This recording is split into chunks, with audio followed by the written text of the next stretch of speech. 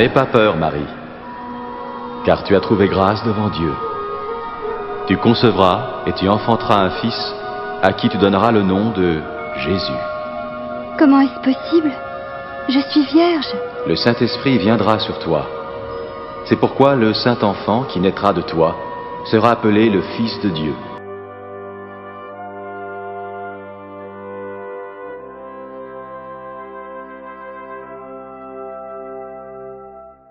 En général, la Noël est conçue comme la fête de commémoration de la naissance de Jésus de Nazareth. Noël, c'est la nativité du Seigneur, le Seigneur Jésus-Christ qui est né de la Vierge Marie, Dieu qui s'est fait homme.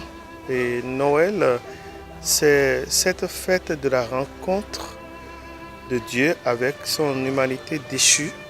Et Dieu vient racheter l'humanité. Dieu s'introduit dans notre temps pour faire de notre temps des instants d'éternité. L'origine de Noël, je peux vous dire, part du commencement du monde. Pourquoi commencement du monde? Jésus dit dans Proverbe 8 que quand le Père créait tout, il était là à ses côtés. Cette théorie sur la Noël n'est pas pareille chez tous les religieux. La fête de Noël,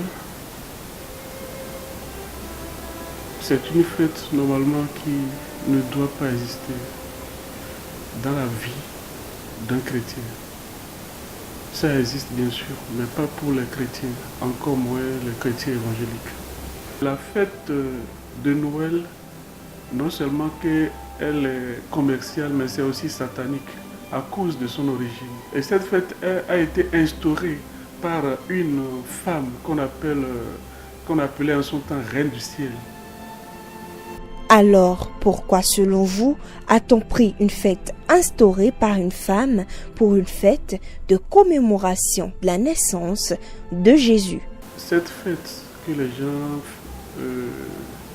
fêtent aujourd'hui était une fête ancienne. C'était une fête qui existait bien avant la naissance du Christ. Mais dites-vous, comment est-ce qu'on peut être en train de fêter l'anniversaire de quelqu'un avant sa naissance? C'est une fête qui existait déjà 300 ans avant la naissance de Christ. Et cette fête, dans l'histoire, était la fête du soleil, du Dieu soleil. Et finalement, ça a disparu jusqu'à ce que Christ est né. Et lorsque Christ est né, même on ne fêtait pas cette fête, on ne fêtait pas son anniversaire. Ce n'est qu'après 4 siècles après la naissance de Christ, c'est-à-dire la parole de Dieu existait toujours, tout existait, mais cette fête n'étant pas inscrite dans... Les Romains ont envoyé cette fête dans l'histoire parce qu'eux, ils voulaient accepter maintenant le christianisme. Ils avaient rejeté le christianisme, maintenant ils veulent accepter le christianisme. Mais ils ont dit, nous allons accepter le christianisme à tout le monde, à condition qu'on instaure nos coutumes dedans. C'est-à-dire les anciens trucs, nos anciennes fêtes, ainsi de suite, qu'on l'inscrive dedans. Cette théorie de la Noël est connue d'autres religieux. Ces derniers la considèrent néanmoins comme une fête sainte. Cette fête de Noël, c'est aussi une fête qui est venue comme pour transfigurer nos déchéances. Parce que au début, à l'origine, la fête du Dieu Soleil, c'était une fête païenne dans l'Antiquité. Et avec l'avènement du Christ, cette fête est devenue une fête de Dieu, de la naissance de Dieu. Il n'y a pas une seule fête de l'Église catholique qui ne trouve leur sens dans la Bible. D'ailleurs, toutes les fêtes sont accompagnées de la méditation des Écritures saintes. Et là, Noël, c'est encore vraiment évident que ça soit dans la Bible. Il suffit d'aller revisiter le le premier chapitre de Luc. La Noël est une fête non seulement biblique, spirituelle. C'est une fête divine. Hein? S'il n'y avait pas Noël, nous ne pouvons plus repartir au ciel. Nous sommes condamnés.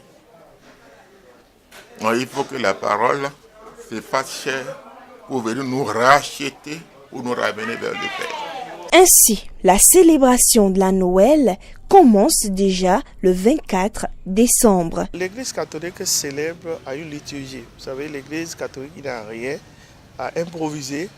De ce que je célèbre à l'Église de Saint-Michel, Saint-Martin, Sainte Rita, c'est ce que les gens célèbrent au Japon, aux États-Unis, en Chine, partout. Nous avons ce qu'on appelle une liturgie. Et la liturgie de la messe du 25 commence déjà la veille.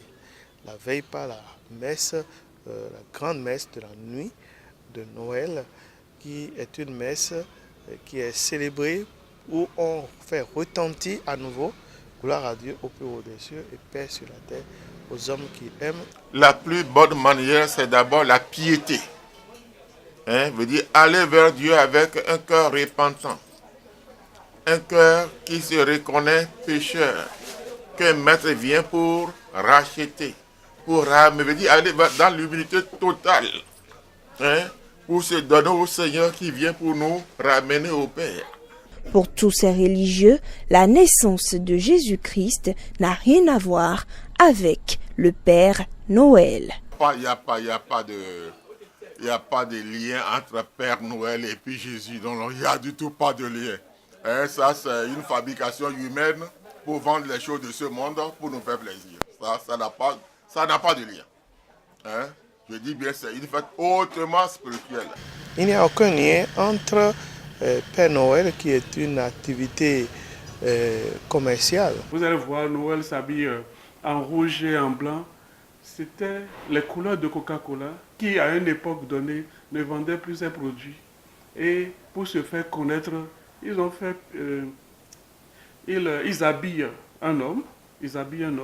Et ils font secrètement de cadeaux dans les maisons juste pour se faire connaître leurs couleurs. C'est pourquoi il y a rouge-blanc.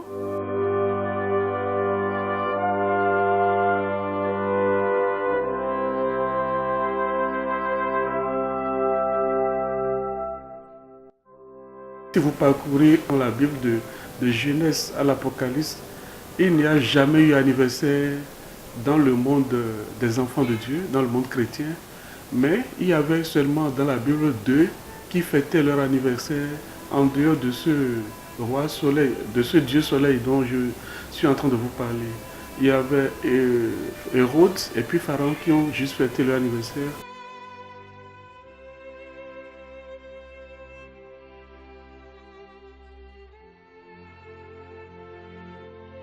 Chrétien catholique, je dois noter que ne fêtons pas un anniversaire de naissance.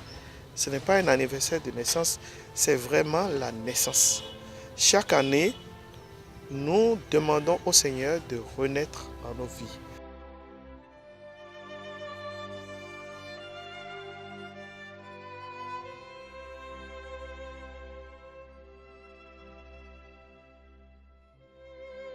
Jésus, lui, tous les ans, il naît. Tous les ans, il meurt. Tous les ans, il ressuscite. Vous voyez? Et à chaque instant, la chose se vit comme si c'était du présent.